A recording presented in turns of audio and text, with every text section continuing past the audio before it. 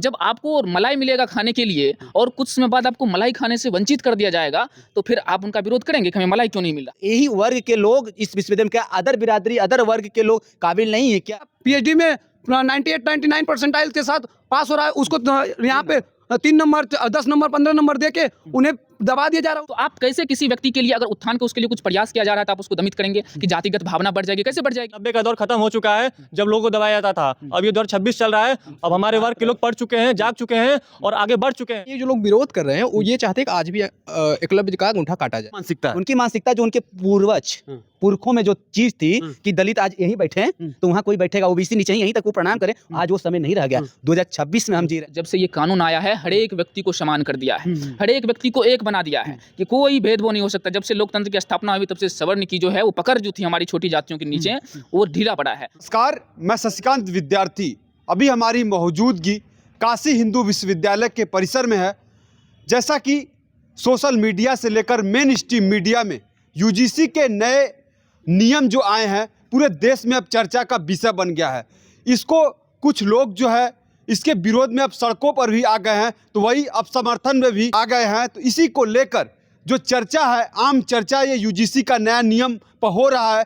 तो हमारे साथ बातचीत करने के लिए इस नियम पर काशी हिंदू विश्वविद्यालय के जो छात्र हैं अलग अलग डिपार्टमेंट से हैं, तो इनसे बातचीत करेंगे और जानेंगे कि ये जो यूजीसी का नया नियम है इसमें क्या सही है क्या गलत है। तमाम विषयों पर जो बातचीत होगी, यूनिवर्सिटी के लेवल जो जातिगत भेदभाव से लेकर और भी अन्य मुद्दों पर जो यूनिवर्सिटी से जुड़ा होगा मुद्दा। आइए बातचीत करते हैं। जो है अपना परिचय दो भाई। मैं जितेंद्र कुमार, छात्र काशी हिंदू विश्वविद्यालय।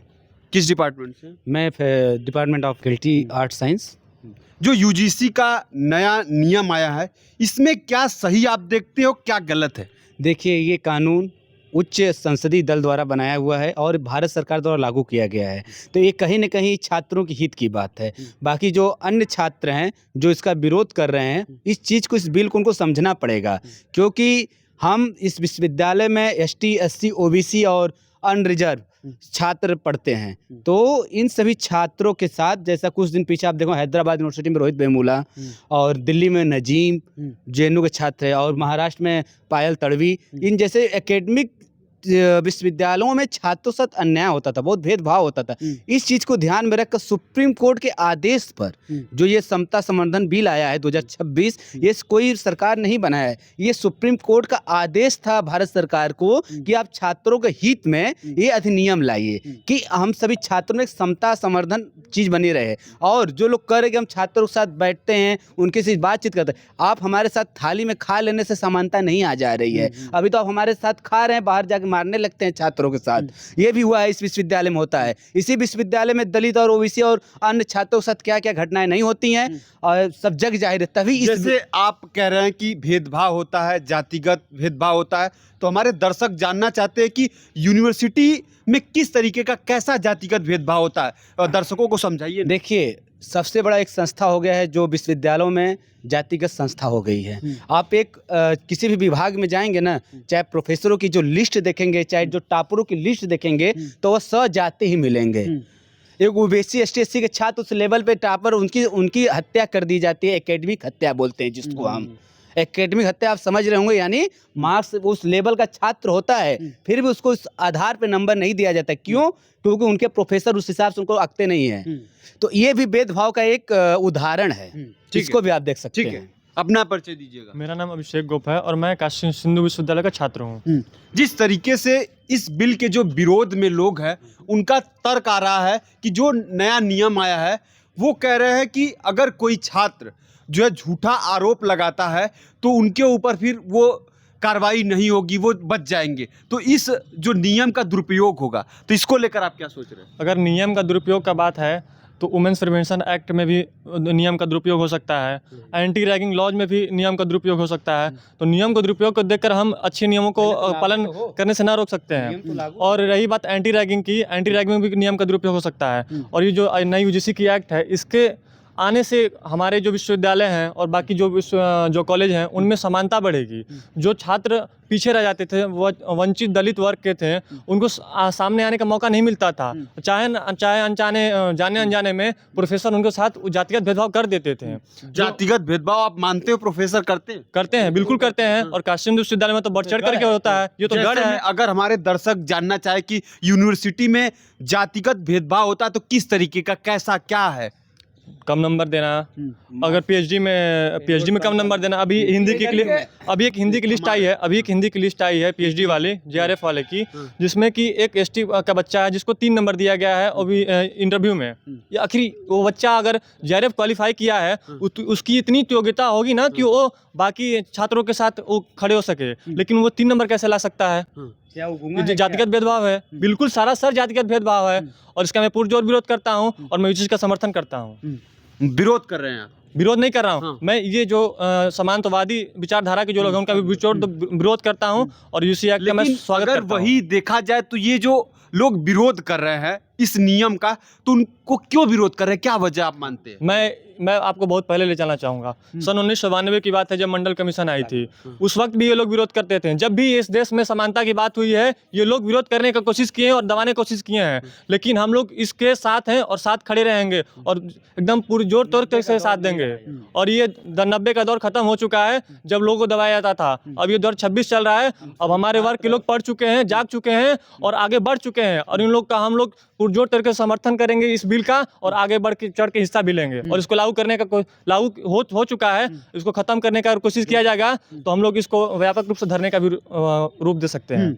आप क्या मानते हैं, जो यूजीसी का नियम आया है, इस नियम को लेकर आपका क्या विचार है और इसका विरोध क्यों हो रहा है?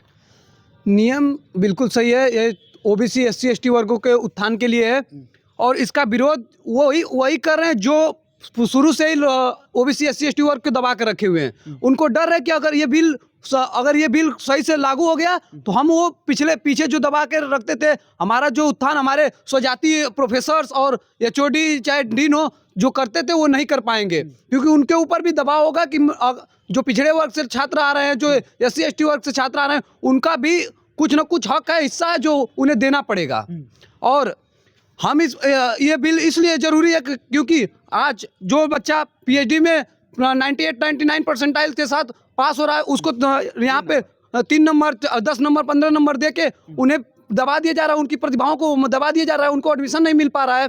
इसके लिए ये बिल बहुत ज़रूरी थी, और ये मैं यूजीसी का बहुत ही स्वागत करूँगा कि वो इस बिल को लेके आई और हमारे जैसे पिछड़े वर्ग के छात्र को मौका दिया कि मैं आगे आके पढूं, लिखूं और अपने समाज का उत्थान कर सकूं। लेकिन जिस तरीके से देखा जाए, जो लोग विरोध कर रहे हैं उनका ये तर्क है कि जो शिक्षा के क्षेत्र में, जो उच्च शिक्षण संस्थान में जातिगत भेदभाव बढ़ेगा, सामाजिक दूरियां बढ़ेंगी, और उनका जो है कहना है कि जो मेंबर बनेंगे, जो इक्विटी कमेटी में मेंबर होंगे, जो सदस्य होंगे, उसमें जो है जनरल समाज के नहीं होंगे। काहे नहीं होंगे? हाँ, मैं बता रहा हूँ। संस्थान प्रमुख, उसमें जो मेन है वो संस्था प्रमुख ही हैं, जो मेन उस काउंसिल को देखेंगे, सवर्ण समुदाय से जो तो आज के समाज में अगर इसी विश्वविद्यालय में देख लिया जाए तो ब्राह्मणवाद कितना ज्यादा है, क्योंकि मतलब आप किस विद्यालय में ब्राह्मणवाद? विश्वविद्यालय में, यूनिवर्सिटी के हर जगह, काशी हिंदू विश्वविद्यालय में आज तक अभी तक महिला ओबीसी कुलपति नहीं बनी। दूसरी बात, क्या मतलब बीएचयू के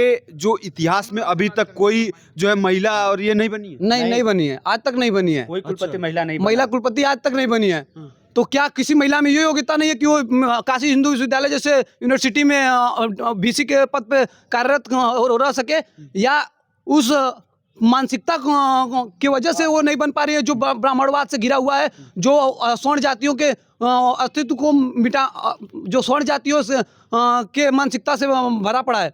आज अगर देखा जाए तो हर फैकल्टी की लगभग डीन स्वर्ण जातियों से आते हैं, ब्राह्मण आते हैं, विभागाध्यक्ष को बनाया जाता है। यहीं पे हमारे भी यहाँ एक प्राचीन इतिहास का विभाग है जिसमें एक एमपी अहिरवार जो थे वो पिछड़ी जाति से एचओडी बनाना था, लेकिन उनको हटाकर स्वर्ण जाति के एचओडी बनाया गया। से बात करेंगे जिस तरीके से एक तरफ विरोध देखने को मिल रहा है इस नियम का, दूसरी तरफ देख रहा हूं कि लोग ये पोस्ट कर रहे हैं कि जातिगत, अगर वो कह रहे हैं कि जातिगत भेदभाव बढ़ेगा, तो दूसरी तरफ तर्क ये दिया जा रहा है कि 45 केंद्रीय विश्वविद्यालयों का अगर आंकड़ा देख ले तो वाइस चांसलर जो है स्वर जाति से 38 आते हैं, ओबीसी से 5 आते हैं, एससी से 1 आते हैं, एसटी से 1 आते हैं। ये भी तर्क दिया जा रहा है। तो क्या ऐसा यूनिवर्सिटी में हो रहा है? ऐसा है? जब ये तर्क दिया जाए तो ये सही तर्क है, तभी ना दिया जा रहा है। भारत सरकार और स्टेट सरकार की वेबसाइट पर देखिए, चाहे किसी, जैसे आप एक उत्तर प्रदेश सरकार की वेबसाइट पर देखेंगे ना,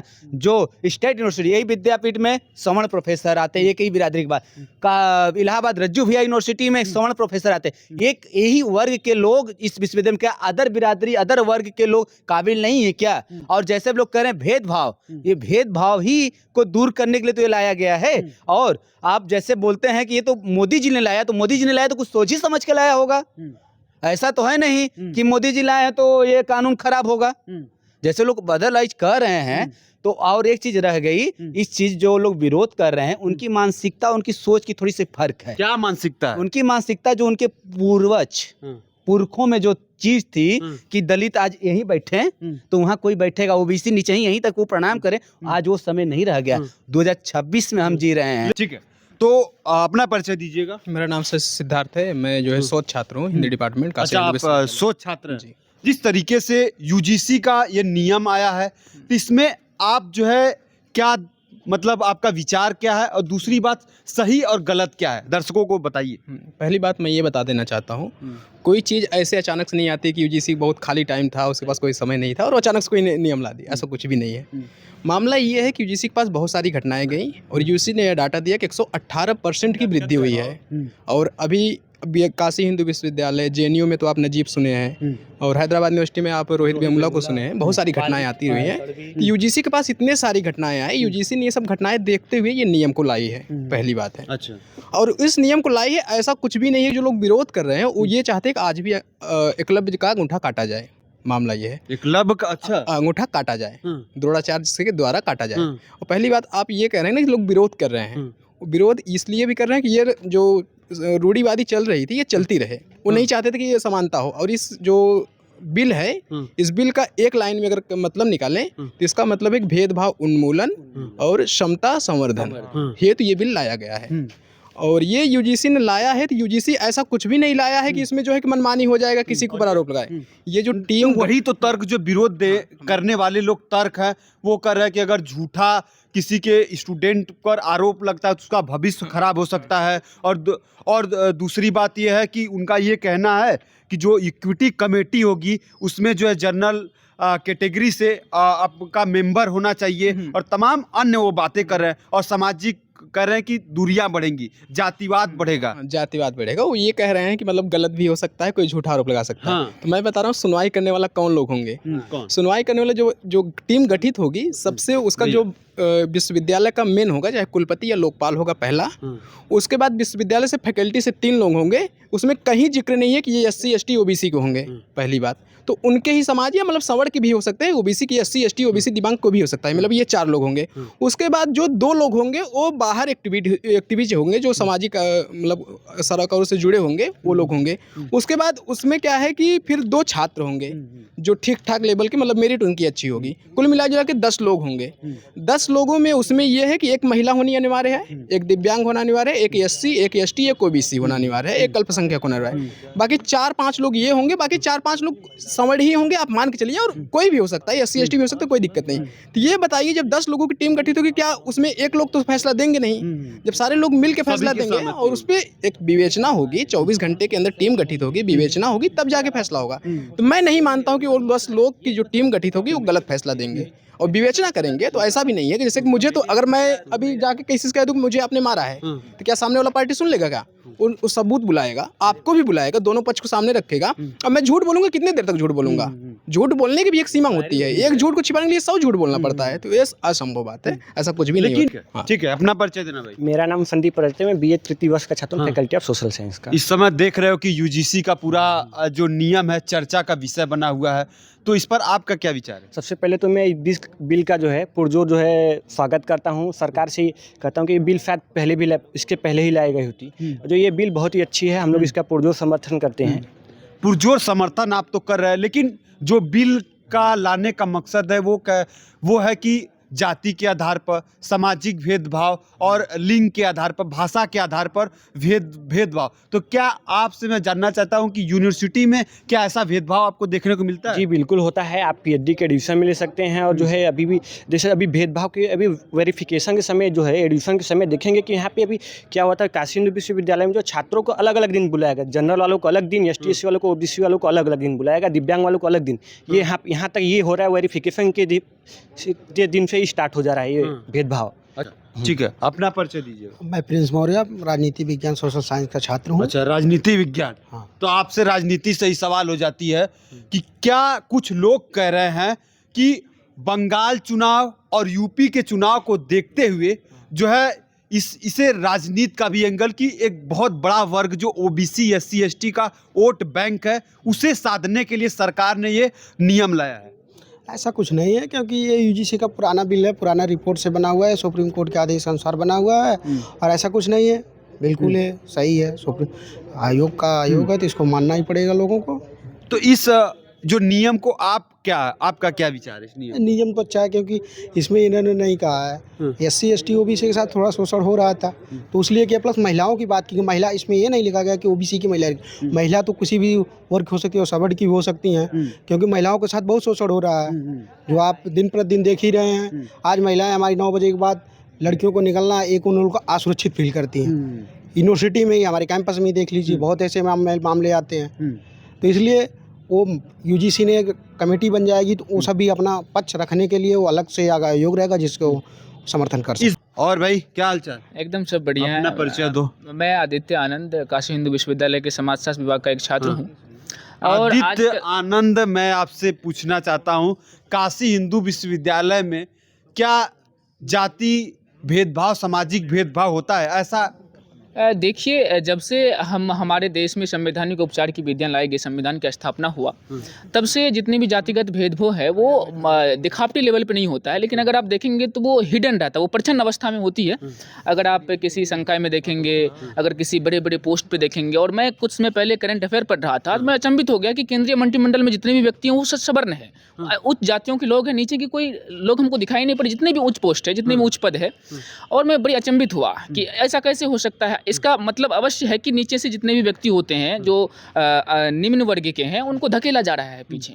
और बात रही कि हमारे काशी हिंदू विश्वविद्यालय में कहाँ तक जातिगत भेदभाव और असमानताएं हैं, वो तो अभी कुछ समय पहले एक भैया जो PhD में उसको एडमिशन नहीं मिल रहा था, वो निम्न जाति से थे, तो फिर उस भैया को मिला, जबरदस्ती उसको निकाला गया, जो कि योग्यता थी उनके पास, नेट JRF क्वालिफाई किया, तो फिर भी उनको सीट नहीं दिया जा रहा था। और दूसरी बात ये, आजकल मैं सुन रहा हूँ कि नई बिल जो आई समता संवर्धन का, इनका काफ़ी लोग बुराइयाँ विरोध कर रहे हैं। विरोध, सड़कों पर लोग उतर कर अब जो है विरोध हो रहा है। हाँ, तो देखिए कारण क्या है विरोध करने का। जब आपको मलाई मिलेगा खाने के लिए और कुछ समय बाद आपको मलाई खाने से वंचित कर दिया जाएगा, तो फिर आप उनका विरोध करेंगे कि हमें मलाई क्यों नहीं मिल रहा है। और हमारे देश में जातिगत भेदभाव जो है वो प्राचीन समय से है, वैदिक पीरियड से, वैदिक काल से ही जाति व्यवस्था हमारे समाज में जड़ें जमाई हुई थी। और उच्च और सत्ता पे आसीन होना कौन नहीं चाहेगा, कौन नहीं चाहेगा कि समाज में हम सर्वश्रेष्ठ दिखे। और जब से ये कानून आया है, हर एक व्यक्ति को समान कर दिया है, हर एक व्यक्ति को एक बना दिया है कि कोई भेदभाव नहीं हो सकता। जब से लोकतंत्र की स्थापना हुई तब से सवर्ण की जो है वो पकड़ जो थी हमारी छोटी जातियों के नीचे, वो ढीला पड़ा है। और जब उनके हाथों से वो सत्ता अब गायब होने लग रही है, अब वो सब विरोध करने के लिए आगे आ रहा है। आप देखिए, संविधान में हमारे पास आर्टिकल्स 14 है, आर्टिकल्स 15 है, आर्टिकल 16 है, ये सब हमारे संवैधानिक औपचारिक विधि है, ये उपचार की विधि है कि सभी लोग समान है, हर जगह समान होंगे। फिर इस चीज़ का विरोध क्यों? आप उनको दबाए हैं, 2000 वर्षों से आप उनको दबाए हैं, और आप सोच रहे हैं कि उसको कोई बैसाखी न दिया जाए ऊपर उठाने के लिए। मैं एक कहानी बताऊंगा कि एक इमारत पे मान के चलिए कि महल में टीवी चल रहा है, हम सब पैर वाले लोग हैं, हम सब तो सीढ़ी चढ़ के चले जाएंगे, लेकिन कुछ अपंग है, कुछ वृद्ध लोग हैं, वो नहीं जा सकते वो मूवी देखने के लिए, तो आप उसके लिए तो कुछ करेंगे ना, मूवी देखने के लिए। तो मानव गरिमा का हनन हुआ, तो हम उसके लिए हो सकते कि एक लिफ्ट वाला सीढ़ी बनाए ताकि वो अपंग लोग पहुंच सके, एक वृद्ध के लिए कुछ सुविधा करे कि ताकि वो भी मूवी देख सके, सभी लोग समान तरीके से। तो ये उन्हीं वंचित वर्गों के लिए एक समानता का एक नया आयाम है है ना। हमारे विश्वविद्यालय में ये एक नया आयाम लाया गया ताकि जो भी वंचित वर्ग थे, जो शिक्षा में दबे हुए थे और जिनको कोई अधिकार नहीं था कि हमारे साथ तो भेदभाव किया जा रहा है, हम कहाँ जाएं, और वो नीचे रह जाते थे, उनके लिए अधिकार है, ये आवाज़ है कि वो अपने आवाज़ को बुलंद कर सकें। लेकिन यही देखा जाए तो जो विरोध करने वाले हैं उनका जो तर्क है, आप भी सुन रहे होंगे कि इससे जो है जातिवाद बढ़ेगा, सामाजिक जो है विश्वविद्यालय में दूरियां बढ़ेंगी, और उनका ये कहना कि जो इक्विटी कमेटी होगी उसमें जनरल कैटेगरी के जो स्वर्ण समाज का कोई सदस्य नहीं होगा। तमाम तरीके की बातें कर रहे हैं और कह रहे हैं कि ये सनातन धर्म को बांटने का जो एक नियम लाया गया है। देखिए, ये सनातन धर्म को बांटने का कोई नियम नहीं है, और जो इस तरह का विरोध करते हैं, मैं सोचूंगा कि उनका सोच काफ़ी संकीर्ण है, क्योंकि हम सब लोकतांत्रिक व्यवस्था में रहते हैं और लोकतंत्र का सीधा सा एक मूल है कि हर एक व्यक्ति का गरिमा एक समान है। तो आप कैसे किसी व्यक्ति के लिए अगर उत्थान के उसके लिए कुछ प्रयास किया जा रहा है तो आप उसको दमित करेंगे कि जातिगत भावना बढ़ जाएगी? कैसे बढ़ जाएगी? आप घरेलू हिंसा अधिनियम है, महिलाओं के लिए इतनी सारी IPC, BNS, इतना सारे सब कुछ लाया गया है, उसमें देखिए पक्षपात नहीं किया, उसमें भी पक्षपात है। अब बोलेंगे कि महिला के लिए सारा कानून को, सारा अधिनियम को हटा दिया जाना चाहिए, सारे एक्ट को हटा दिया जाना चाहिए। क्यों?